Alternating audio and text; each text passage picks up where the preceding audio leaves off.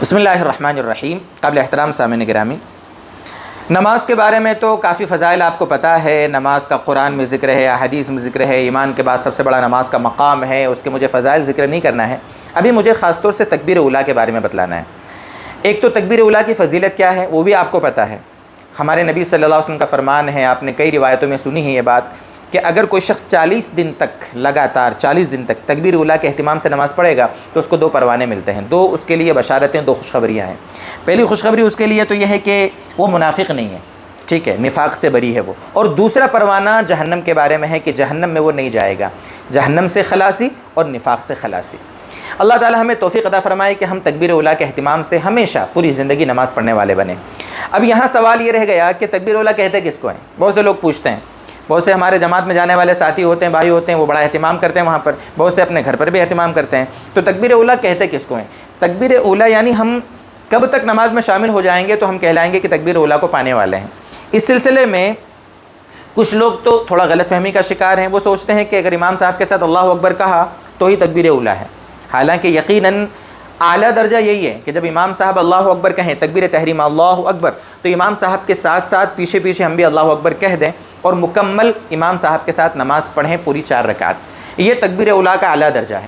لیکن اگر کوئی شخص قرات ابھی چل رہی ہے تب آ کر ملا، یعنی سورہ فاتحہ شروع ہو گئی تھی، تب بھی تکبیر اولیٰ کا اس کو ثواب ملے گا۔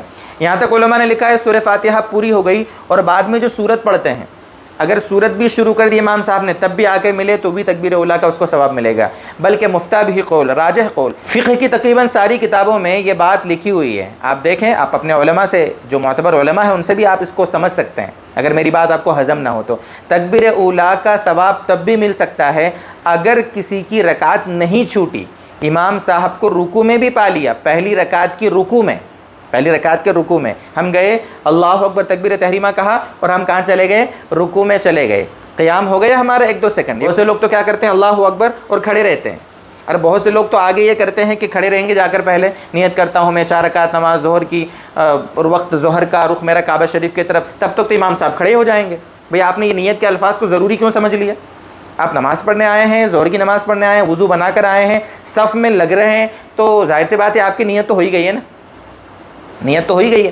اب آپ کیا کریں؟ اللہ اکبر کہیں، نیت کر لی، دل میں سوچ لیا، نیت ہو گئی، اللہ اکبر کہہ کر فوراً رکوع میں چلے جائیں اور امام صاحب کو پہلی رکعت کے رکوع میں پا لیں۔ اگر پہلی رکعت کے رکوع میں پا لیا تب بھی ہمیں تکبیر اولیٰ کا ثواب مل جائے گا۔ یہاں ایک رکوع میں پانے کے سلسلے میں ایک مسئلہ اور عرض کر دوں۔ آپ رکوع میں گئے، آپ کا اور امام صاحب کا رکوع میں شرکت آپ کی پائی گئی، دونوں مل گئے رکوع میں، اشتراک ہو گیا، مشارکت ہو گئی، چاہے آپ نے ایک مرتبہ بھی سبحان رب العظیم نہیں کہا تب بھی وہ رکوع ہم پانے والے کہلائیں گے۔ یہ ضمن ایک مسئلہ میں نے عرض کر دیا۔ بہرحال اگر ہماری پہلی رکعت نہیں چھوٹی ہے، پہلی رکعت کے رکوع میں بھی پا لیا تو بھی تکبیر اولیٰ کا ثواب ہم پانے والے کہلائیں گے۔ یہ مسئلہ تھا تھوڑا تکبیر اولیٰ کے بارے میں۔ اس طرح بتانے کی وجہ سے فائدہ یہ ہوگا کہ بہت سے لوگ جو غلط فہمی کے شکار ہیں، تھوڑے سے معاف ہو جاتے ہیں، نروس ہو جاتے ہیں، تو نروس ہو جانے کی وجہ سے وہ چھوڑ دیتے ہیں اور اس کے بعد تکبیر اولیٰ کا اہتمام نہیں کرتے۔ اس لیے تکبیر اولیٰ ہمیں رکوع میں بھی پا لیا تو تکبیر اولیٰ کا ثواب ملے گا انشاءاللہ۔ اللہ کرے کہ ہم نماز کی پابندی کرنے والے بنیں، اور یہ جو نماز کی پابندی پر بڑی بڑی بشارتیں ہمارے نبی صلی اللہ علیہ وسلم نے ہم کو سنائی ہے، اللہ کرے کہ ان بشارتوں کے ہم بھی مستحق بنیں۔ وآخر دعوانا ان الحمد للہ رب العالمین۔